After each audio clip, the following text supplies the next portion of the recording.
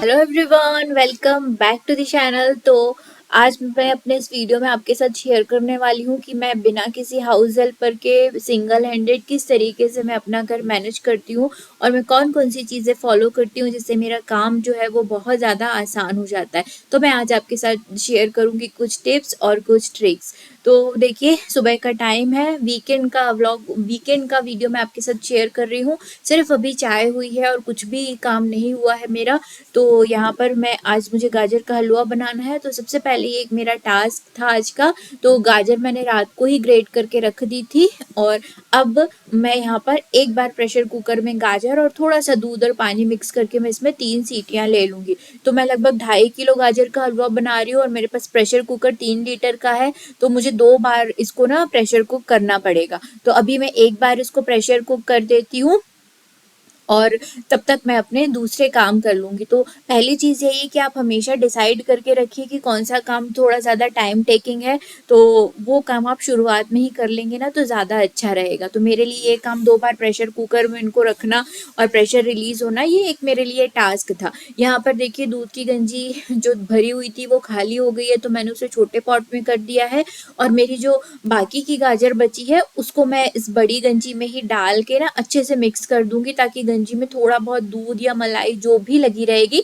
वो गाजर के साथ अच्छे से मिक्स हो जाएगी। तो थोड़ी सी भी मलाई और दूध वेस्ट नहीं जाएगा। तो ये एक चीज़ होती है जो इंडियन जो लड़कियां या इंडियन वुमेन्स होती हैं वो हमेशा अपने घर से बचपन से ये चीज़ें सीख के आती हैं कि कोई भी चीज़ें वेस्ट नहीं होनी चाहिए। तो यहाँ पर मैंने थोड़ा सा पानी ऐड करके पूरा दूध अच्छे से मिक्स कर लिया है और बाकी की गाजर भी मैं इसमें डाल के अभी फ्रिज में ही मैं इसको रख दूंगी, क्योंकि ना ताकि थोड़ा सा प्लेटफॉर्म जो है वो खाली रखे। यहाँ दूसरी तरफ मैंने गाजर चढ़ा दी है। तो इसमें आपको 3 सीटी लेना है, आपको बहुत ज़्यादा सीटी लेने की ज़रूरत नहीं है। बस ये गाजर का हलवा थोड़ा जल्दी बनाने की एक ना टेक्निक है कि आप उसे प्रेशर कुकर में रख दीजिए। आप चाहें तो आप डायरेक्ट कढ़ाई में भी ना दूध और गाजर डाल के या पानी, गाजर और दूध डाल के आप उसको जो है वो पका सकते हैं। तो यहाँ पे देखिए, जो भी थोड़ा बहुत प्लेटफॉर्म पे थोड़ा सा भी जो मेस क्रिएट हुआ था उसको मैं तुरंत ही क्लीन कर दूंगी। यहाँ पर सीटी 3 आ गई है, तो मैंने अपने इसको कुकर को मैंने रख दिया है साइड में और अब मैं यहाँ पर दोनों गैस के बर्नर खाली है, तो जल्दी काम करने के लिए मैं दोनों का यूज़ करूँगी। तो एक तरफ मैं यहाँ पर रख दूँगी दूध, क्योंकि दूध सुबह ही बिग बास्केट से आ जाता है। तो कभी वीकेंड पे ज़्यादातर ना सुबह उतनी जल्दी मैं नहीं उठती हूँ जितनी जल्दी मैं रोज़ उठती हूँ, तो इसलिए काम थोड़े से लेट होते हैं। मतलब लेट का मतलब भी है कि रोज़ मैं 5:30 के करीब, 5:15 के करीब उठ जाती हूँ, लेकिन वीकेंड पे वो 6:30 6:15 वो ऐसा कुछ हो जाता है। तो बस सुबह से ही मैं अपने काम शुरू कर देती हूँ। तो यहाँ पर दूध में बॉईल होने के लिए रख दूँगी।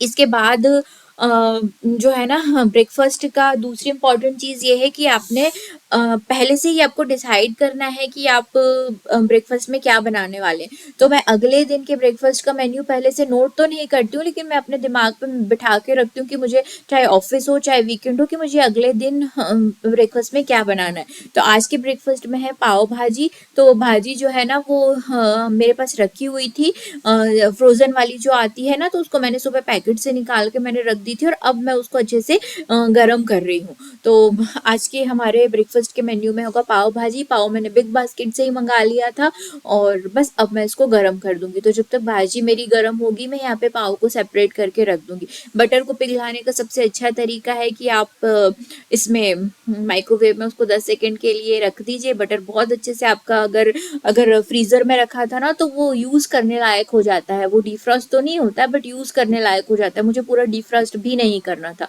तो मैंने चाकू से काट के देखा तो वो अच्छे से जो है पिघल गया था और यूज़ करने के लायक था।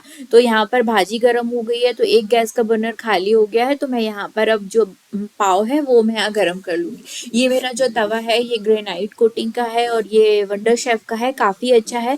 मेनली मैं इसमें ना डोसा बनाती हूँ, लेकिन आज मुझे थोड़ा जल्दी करना था और एक साथ मुझे पाव सेकने थे, इसलिए मैं इसमें सेक रही हूँ। अदरवाइज़ मैं लोहे के तवे में ही पाव जो है वो सेक लेती हूँ। दूध भी यहाँ गर्म हो गया है, तो मैं इसको शिफ्ट कर दूँगी। और भाजी ठंड इतनी ज़्यादा पड़ रही है ना कि थोड़ी थोड़ी देर में चीज़ें ठंडी हो जाती हैं।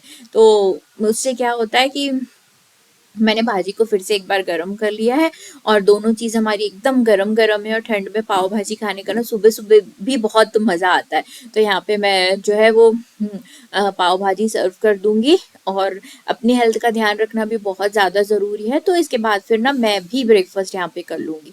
तो बस ब्रेकफास्ट का काम हो गया है। अब जो भी चीज़ें लेफ्ट ओवर है, जैसे पाव बचे हुए थे तो मैंने उसको अच्छे से पैक करके मैं इसे फ्रिज में रख दूंगी। और दूसरी बात देखिए, प्रेशर एक बार रिलीज हो गया है तो हाँ, ये एक टिप है गाजर का हलवा बनाने की कि जो भी पानी अब मैं दूसरी बार जो मैं कुकर में ऐड करूंगी ना गाजर, उसमें मैं एक्स्ट्रा पानी बिल्कुल नहीं डालूंगी। तो पहली बार के प्रेशर कुकर से ही जो पानी रिलीज हुआ है ना, जो पानी बचा हुआ है, जितने में गाजर को पकना था वो पक गई, तो उसी पानी को मैं वापस प्रेशर कुकर में डालूंगी और दूसरी बार की मेरी जो गाजर है ना, वो मैं इस पानी में ही डाल दूंगी। तो इससे क्या होगा ना कि पानी बहुत ज़्यादा एक्सेस में नहीं होगा और बाद में इससे बहुत ही कम पानी बचता है, उसको आपको सुखाने की ज़रूरत नहीं पड़ती। तो ये देखिए, दूध और पानी ये दोनों मिक्स है, तो बाकी की अपनी गाजर मैं इसमें ऐड कर दूंगी और सेम मैं इसमें प्रेशर ले लूंगी और इसमें 3 सीटी में लगा लूंगी। इस तरीके से एक बार गाजर का हलवा आप ज़रूर बना के देखिएगा, बहुत अच्छा बनता है। मैं आपके साथ पूरी रेसिपी शेयर करने वाली हूँ गाजर के हलवे की अपने इस वीडियो में। तो जब तक फिर से कुकर में सीटी आएगी, प्रेशर रिलीज होगा, तब तक मैं अपना डस्टिंग क्लीनिंग का काम शुरू कर देती हूँ। तो अभी मौसम के कारण ना कपड़े जो थोड़े से मोटे होते हैं इलास्टिक की तरफ से, वो नहीं सूख पाते, इसलिए मैं इसे रेलिंग में रात को सोते हुए डाल लेती हूँ। सुबह सुबह अच्छी धूप आती है और कपड़े यहाँ सूख जाते हैं। लेकिन अभी भी आप देख सकते हैं कि कोहरा है तो बहुत अच्छे से विजिबिलिटी नहीं है बाहर। तो बेड सबसे पहले मैं सुबह उठते साथ ही बना देती हूँ, क्योंकि एक बार उठने के बाद ना लगभग मैं अपना किचन का काम थोड़ा बहुत ख़त्म करने के बाद ही इस रूम में आ पाती हूँ। तो जब मैं आती हूँ तो मुझे थोड़ा क्लीन ही दिखता है, क्योंकि बेड बहुत अच्छे से बना हुआ ही ये रहता है। तो वैक्यूम क्लीनर मैं यहाँ चला लूँगी और वीकेंड पे मैं कोई एक्स्ट्रा डस्टिंग का, डीप क्लीनिंग का काम मैं नहीं निकालती हूँ। मेरे 2 ही काम है, एक तो पूरे घर में अच्छे से वैक्यूम क्लीनर चलाना और डोरमेट्स को उठा के मैं वैक्यूम क्लीनर चला देती हूँ, और दूसरा टीवी, डाइनिंग टेबल और जो हमारा ड्रेसिंग टेबल का मिरर है ना, वो क्लीन करना। तो ये 3-4 काम ही मेरे पास रहते हैं डस्टिंग और क्लीनिंग के नाम पे, तो वो मैं यहाँ पर कर लूँगी। कारपेट भी मैं रोज़ नहीं उठाती हूँ, एक दिन मैं कारपेट उठा के क्लीन करती हूँ और एक दिन मैं कारपेट के ऊपर से क्लीन करती हूँ, तो दोनों चीज़ें साफ़ रहती हैं। वीकेंड पे तो मैं कारपेट बिल्कुल भी नहीं उठाती हूँ। बहुत अगर ज़रूरी है कि वो गंदा हो गया है तो ही मैं हटाती हूँ, नहीं तो मैं कभी नहीं हटाती, क्योंकि उसको फिर उठाओ, झड़ा के फिर बाहर डालो। और आप देख सकते हैं बाहर अभी भी कितना फॉग है कि सामने वाली बिल्डिंग तक दिखाई नहीं दे रही है। तो पहली बारी गुजरात में ना, अहमदाबाद में इस टाइम पे इतनी सर्दी यहाँ पर पड़ रही है कि आप बिना किसी मोटी जैकेट के काम करते हुए भी ना सुबह सुबह आप नहीं रह सकते हैं। मेरी आर्टिफिशियल ग्रास है, ये एकदम सूखी थी, बिल्कुल गीली नहीं थी, तो मैं इसके ऊपर भी क्लीनर चला दूंगी। तो क्लीनर चलाने से ये होता है ना कि इसको बार बार आपको वॉश करने की ज़रूरत नहीं होती। मैं तो 6-8 महीने भी इसको वॉश नहीं करती, बस मैं वैक्यूम क्लीनर से ही इसको साफ़ करते रहती हूँ और 6 महीने में करीब एक आधी बार मैं इसको उठा के ना इसके नीचे मैं साफ़ करती हूँ। तो किचन भी मैंने क्लीनर से साफ़ कर लिया है और चीज़ों को मैं वापस लाके बिछा दूँगी। ठंड इतनी ज़्यादा है ना कि किचन में बिना पैर के नीचे आप मैट रखे बिना आप काम नहीं कर सकते। तो बस ये मेरे किचन का मैट है जो मुझे बहुत ज़्यादा पसंद है। दूसरी बार भी कुकर का प्रेशर रिलीज़ हो गया था और कुकर का काम करो तो थोड़ा बहुत पानी बाहर आता ही है, तो गैस गंदा हो गया था, तो मैं एक बार गैस को क्लीन कर दूँगी, क्योंकि इसके बाद ना मेरे पास मतलब गैस स्टोव को साफ करने के लिए बहुत ज़्यादा ना टाइम भी नहीं होता, क्योंकि इसके बाद मुझे लंच बनाना है और लंच में बहुत सारी चीज़ें मुझे नहीं बनानी है, तो गैस स्टोव उतना गंदा नहीं होगा। तो गैस को एक बार मैं अभी अच्छे से क्लीन कर दूंगी। और अभी तक ये होता है कि इस टाइम तक कि अगर मुझे कुछ और करना, स्पेशली फेस पे मुझे कुछ लगाना रहता है ना, और 10-15 मिनट बाद में शावर लेने जाऊंगी, तो मैं अपना गीज़र ऑन कर देती हूँ और यहाँ आज मैं टमाटर अपने फेस पे लगा रही हूँ। तो मैंने टमाटर कट कर लिया है और बाकी का मैं ना फ्रिज में वापस से मैं रख दूंगी, क्योंकि एक टमाटर जो है ना, ये बहुत ज़्यादा पिचक गया था, इसलिए मैंने उसको पूरा कट कर लिया। गर्मी का दिन होता ना तो मैं इसे डीप फ्रीज में रख देती, ताकि दूसरे दिन उसको ठंडा ठंडा फेस पे आराम से लगा सकती। सकते हैं। तो 10-15 मिनट अब ये फेस पे लगा रहेगा, तब तक मैं बर्तन क्लीन करूँगी और उसके बाद मेरे 1-2 काम होते हैं वो मैं करूँगी। तब तक अच्छे से इसका रिजल्ट जो है वो फेस पे दिखाई देने लगेगा। अच्छा, बर्तन कभी मैं हाथ से धो लेती हूँ, कभी मैं डिश वॉशर में डाल देती हूँ। अभी बर्तन कम थे, वीकेंड पे ज़्यादातर मैं बर्तन सुबह के हाथ से क्लीन करती हूँ और उसके बाद फिर मैं डिश वॉशर में ना देते जाती हूँ। फिर शाम को एक बार मैं डिश वॉशर लोड कर दूंगी, तो मेरे लिए बर्तन एक ही बार धोना ईजी हो जाएगा। और ये आप ब्लू कलर का जो स्पंज देख रहे हैं ना, जो सिंक पे डला हुआ है, ये बहुत ही अच्छा है। मतलब पहले मुझे लगता था कि प्लेटफॉर्म को क्लीन करने के लिए भी एक छोटा सा वाइपर होना चाहिए बस, लेकिन ये जो है ना, ये सारा पानी एब्जॉर्ब कर लेता है। ये एक फोम का टुकड़ा है और काफी अच्छा है। गैस आप इससे क्लीन कर सकते हैं। तो मैं कभी कभी गैस इससे पोंछ देती हूँ, अगर गैस को मैं वॉश करती हूँ पानी डाल के अच्छे से तो। और बाकी देखिए कितना, मतलब जितना पानी एब्जॉर्ब करता है बाद में आप निचोड़ के निकाल सकते हैं। अगर कहीं ऑयल गिर गया है प्लेटफॉर्म पे तो तुरंत ही एब्जॉर्ब कर लेता है और बाद में आप इसको डिटर्जेंट से क्लीन कर लीजिए। ये सब काम करने के बाद मी टाइम होता है 5-7 मिनट, तो मैं यहाँ पे पीती हूँ पानी। और ये पहली टाइम होता है जब मैं उठने के बाद, अपना काम खत्म करने के बाद अपना फ़ोन देखती हूँ, नहीं तो मैं फ़ोन नहीं देखती हूँ। तो या तो मैं फ़ोन देखूंगी या फिर किसी का कॉल आया होगा या किसी से मुझे बात करना होगा, तो ये 5-7 मिनट ही मेरे पास होते हैं, उतनी देर में ही मैं बात करती हूँ। तो काम टाइम पे ख़त्म करने का सबसे बड़ा रीज़न और अकेले घर संभालने का सबसे बड़ा रीज़न है कि सुबह उठते साथ ही मुझे फ़ोन नहीं देखना है।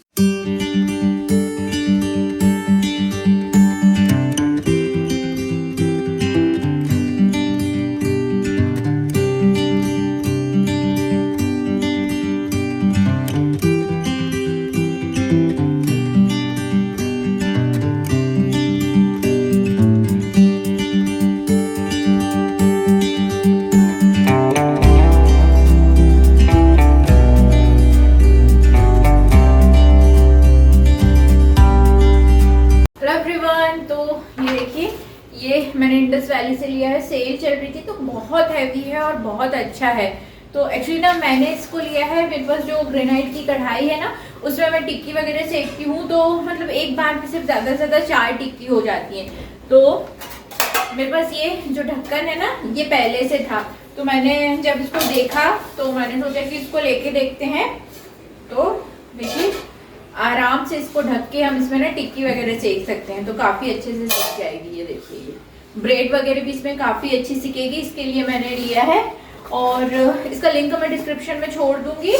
और इसमें ना बहुत अच्छे से पूरी गाइडलाइन दी हुई है, तो आप इसका यूज़ मतलब पहले बार इसको कैसे यूज़ करना है, इसकी कैसे केयर करना है। हाँ, पर ये डिश वॉशर सेफ नहीं होता, इसको आपको हाथ से क्लीन करके ना रखना पड़ेगा। तो अभी तो फिलहाल जो है वो टाइम हो रहा है, तो अभी तो मैं इसको रख देती हूँ, लेकिन जब मैं इसका यूज़ करूँगी तो फिर मैं आपको बताऊँगी कि ये अच्छा है, अच्छी क्वालिटी है और मैं इसको रिटर्न नहीं कर रही हूँ। तो मुझे तो ये पसंद आया है, तो जब मैं इसका यूज़ करूँगी तो फिर मैं आपको बताऊँगी।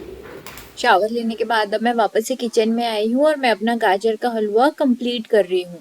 तो यहाँ पर देखिए दूसरी बार भी मैंने इसे कढ़ाई में डाल दिया था और जो पानी था ना वो बिल्कुल थोड़ा सा ही बचता है, अगर आप इस तरीके से उसी पानी में दूसरे बार के गाजर को आप चढ़ा देते हैं तो।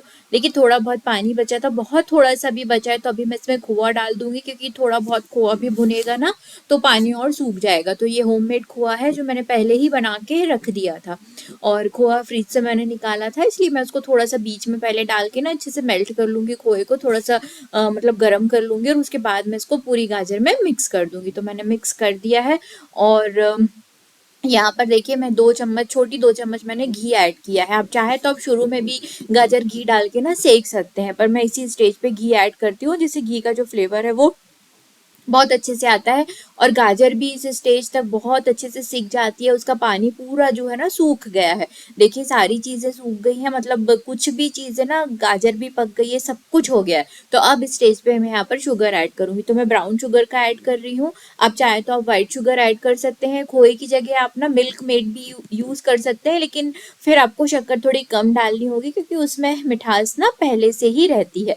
बस शक्कर अच्छे से घुल गई थी, शक्कर ने जो पानी छोड़ा था वो भी अच्छे से पानी जो है वो ड्राई हो गया है, तो यहाँ पर मैंने डाल दिए हैं काजू। आप इसमें रेजिन्स भी डालिएगा और इलायची का पाउडर भी ऐड कर सकते हैं, बहुत अच्छा टेस्ट आता है, पर हमारे घर में नहीं खाते हैं इसलिए मैंने ऐड नहीं किया है। तो बस देखिए हमारा जो टेस्टी सा गाजर का हलवा है वो बनके रेडी हो गया है। गाजर का हलवा बनाया और आज लंच में था दाल चावल, तो जिसकी रेसिपी तो मैं क्या ही शेयर करूंगी। यहाँ गाड़ी वॉश होके आई थी आज, तो मैं देख रही थी। और वीकेंड के दिन कहीं अगर बाहर का कोई काम नहीं होता तो शाम के समय ना सोसाइटी का एक चक्कर लगाना तो बनता ही है, क्योंकि पूरा हफ्ता हो जाता है मतलब सुकून से थोड़ा सा घूमे हुए, इसीलिए बस हम लोग जा रहे हैं यहाँ पर सोसाइटी का एक चक्कर लगाने के लिए। और ये ना मी टाइम होता है एक, बिल्कुल शांति से थोड़ी सी दूर, और सोसाइटी में 5-7 किलोमीटर का एरिया है इस तरीके से, तो आराम से घूम सकते हैं। ये जो अभी आ रहा है ये है जैन टेम्पल। में कईयों बार अपने वीडियो में इसको दिखा चुकी हूँ, बहुत ही प्यारा सा मंदिर है। ये श्वेतांबर जैनों का मंदिर है जो हमारी टाउनशिप के अंदर ही है। तो चलिए एक राउंड लगाने के बाद वापस से घर जाके अपने जो बिजी शेड्यूल के काम है वो फिर से शुरू कर देते हैं। तो अभी टाइम हो रहा, अभी पूरे 7 बज गए हैं और जस्ट थोड़ी देर हो गई है मैं आई हूँ। आरती हो गई है, संध्या हो गई है, सब कुछ हो गया है। और आज ना मतलब नीचे से आने के बाद इतनी ज़्यादा ठंड लग रही है, तो खाने में मैं अभी सब्जी रोटी बनाने वाली हूँ। तो एक बहुत ही अच्छी सी सब्जी है, 1 पॉट आलू मटर की, बहुत ही टेस्टी सब्जी बनती है। वो सिर्फ प्रेशर कुकर में बनती है, तो उसकी रेसिपी मैं आपके साथ शेयर करूंगी। सब्जी बनाने के लिए प्रेशर कुकर में मैंने लिया है ऑयल, और इसमें जब ऑयल हल्का सा गर्म हो जाएगा तो इसमें आपको डालना है थोड़ा सा नमक, आलू के बराबर ही आपको नमक डालना है, थोड़ी सी हल्दी आपको ऐड करनी है। और ये आलू जो है मैंने पील करके रखे थे और इनको मैंने ना फोक से इसमें मैंने छेद बना लिए थे, जैसे इसको पोक करते हैं ना, जैसे हम दम आलू के लिए करते हैं, वैसे आप इसको अच्छे से छेद कर लीजिए। अगर आप इस बेबी पोटैटोज हैं तो फिर और अच्छी बात है। जब आलू अच्छे से सिक जाएंगे, जब आलू में अच्छे से निशान आ जाएंगे ना, तब आपको इनको निकाल लेना है। अब इसी सेम ऑयल में मैं यहाँ पर यूज करूंगी, थोड़ा सा मैं यहाँ पर जीरा डालूंगी। इसके बाद आपको इसमें ऐड करना है, यहाँ पर ना मैंने टमाटर का, और एक टमाटर का और एक प्याज का मैंने यहाँ पर पेस्ट बना के रखा था। आप चाहे तो इसमें आप जिंजर गार्लिक भी डाल सकते हैं, मैंने इसमें जिंजर गार्लिक ऐड नहीं किया है। और ये टमाटर और प्याज के पेस्ट को आप तेल में ऐड कर दीजिए, और बस आप इसको अच्छे से एक उबाली आने तक ना इसको आप पका लीजिए। बस जब इसमें एक बॉईल आ जाएगा ना, तो इसके बाद अब आपको इसमें मसाले ऐड करना है। तो ऐड कर रही हूँ मैं हल्दी का पाउडर, धनिया का पाउडर और रेड चिली पाउडर यहाँ पर इसमें आपको ऐड करना है। आप चाहें तो कश्मीरी रेड चिली पाउडर भी ऐड कर सकते हैं, और ग्रीन चिलीज आप चाहें तो आप पेस्ट में भी ऐड कर सकते हैं। स्वाद के हिसाब से मैंने यहाँ नमक ऐड किया है। इसको अच्छे से मिक्स कर लेंगे, और ये जो ग्रेवी है ना, इसको हम अच्छे से 1-2 उबाल आ जाने देंगे। जब ग्रेवी में अच्छे से बॉईल आ जाएगा तो इसके बाद हम इसमें ऐड करेंगे एक प्याज जो मैंने फाइनली चॉप करके रखा था। तो ये प्याज आपको ऐड कर देना है। आप क्वांटिटी अपने हिसाब से एडजस्ट कर सकते हैं। और इसके बाद मैं इसमें एक टमाटर ऐड करूंगी, जिसको भी मैंने अच्छे से काट लिया है। तो इसमें 2 तरीके से प्याज टमाटर जाएंगे, एक बार कटा हुआ प्याज टमाटर जाएगा और एक बार पिसा हुआ प्याज टमाटर जाएगा।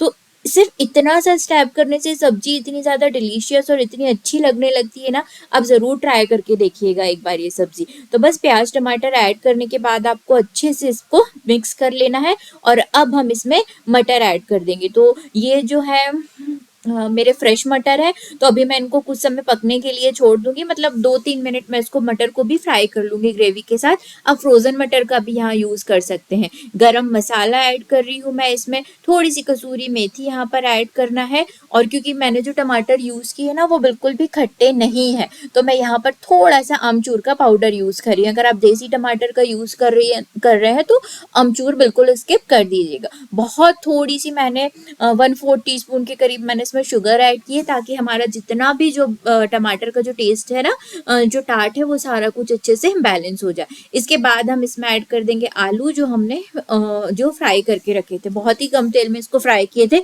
शैलो फ्राई आप सोच सकते हैं। तो बस अच्छे से आप इसको मिक्स कर दीजिए। और देखिए थोड़ी सी ग्रेवी जो है गाढ़ी लग रही है, तो इसमें मैं जो है ना 2 बड़े चम्मच करीब मैंने इसमें पानी ऐड किया है। और बस इसमें प्रेशर कुकर में हम इसकी 2 सीटियां लगा लेंगे। बहुत ही डिलीशियस सी सब्जी बन के तैयार हो गई। ज़रूर ट्राई कीजिएगा ये रेसिपी। इसी के साथ मैं अपना वीडियो ख़त्म करती हूँ। चैनल को सब्सक्राइब कीजिएगा, लाइक कीजिएगा और देखते रहिएगा मेरा चैनल बरखा के फन डे।